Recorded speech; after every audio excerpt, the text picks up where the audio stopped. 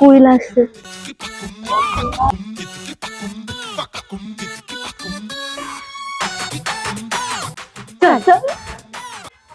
ভাই আমার ব্যাগটা ধর, এবার ওর ব্যাগটাও ধর। ধর।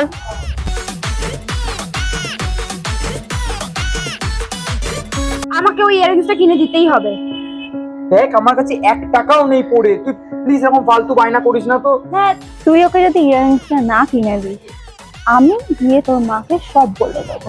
এই তোমরা দুজন মিলে প্ল্যান করে আমাকে ফাঁসাচ্ছ, সব বুঝছি। হ্যাঁ ঠিক আছে। ইয়ারিংসটা কিনে দে। সত্যি আমি কত লাকি, তাই না?